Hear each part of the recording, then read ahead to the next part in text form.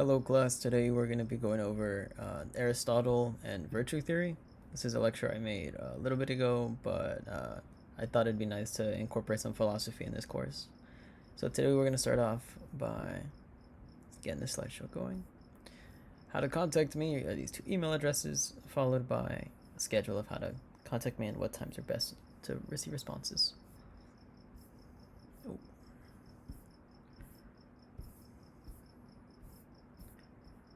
Sorry about that. So Aristotle, he was born from 384 to 322 BCE.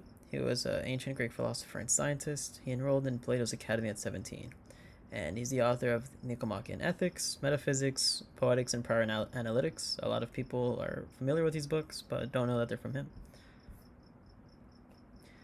On being virtuous. Virtue is the behavior of showing and maintaining high social standards, and Aristotle believed that being virtuous meant always knowing what to say. You have to figure out how to diffuse a tense situation. You can deliver tough news gracefully. You're brave but not reckless, and you're generous but never extravagant. Aristotle liked to have this firm belief that we are what we repeatedly do.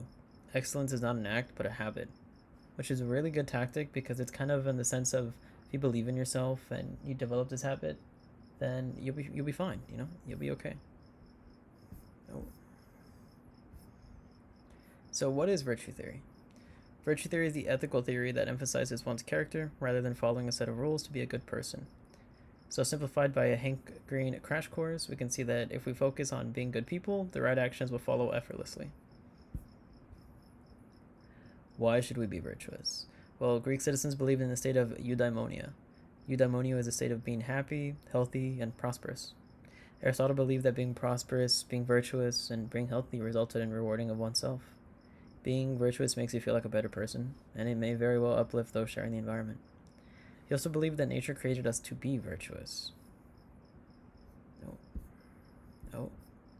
Sorry, this slide animation is a little confusing sometimes.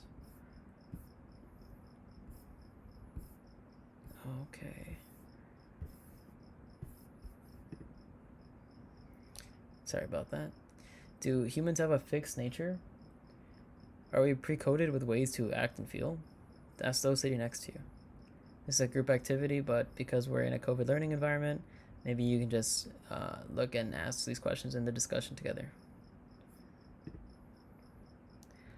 Aristotle's thoughts on emotion and reason. Well, he believed of moral exemplars. Those are being those who developed certain habits and embody moral virtues. It's not enough to win a war, it's more important to organize the peace. So it's a certain level of maturity, perspective, and aspects, drive, and ideas that you create to make yourself a better person that are responsible for the culture and development of a better person. Virtue creates a midpoint between the extremities of vice, where one side is excess and the other is deficiency. Virtue is maintaining that balance and existing in a state of equilibrium between the two vices, creating a golden mean. An exercise on practicing virtue. Well, when conflicted with the situation that you are walking home from the mall, you see a person being mugged. What is the most courageous action you could take? I'll give you a couple seconds to think about that.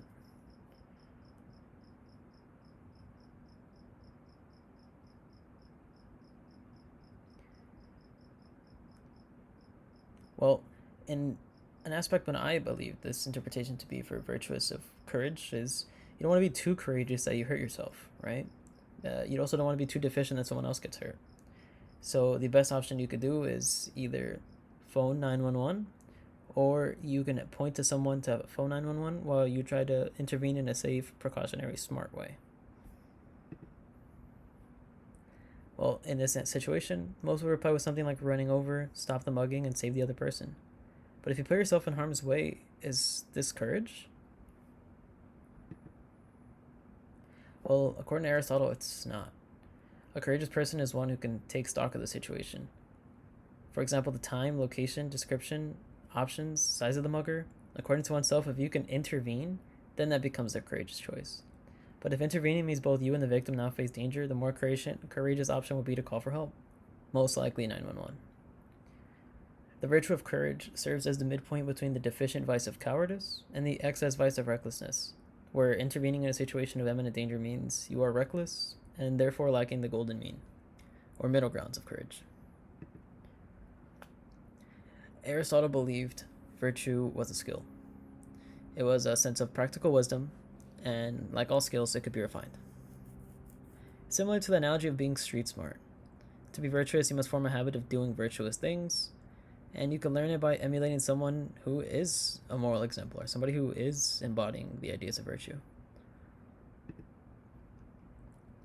Now, why is virtue important? Well, we refer back to the term eudaimonia, or a life worth lived. Satisfaction of accomplishments, to work for a life filled with eudaimonia, one must strive to be virtuous, and thus Aristotle believes that this cognitive behavior will lead to good people committing good acts, for the goodness of all things good. My conclusion is that virtue is the midpoint between excess and deficiency. Finding the point of equilibrium and acting on that line repeatedly is the process which forms virtue. The virtue theory is the ethical theory that emphasizes one's character rather than following a set of rules to become a good person.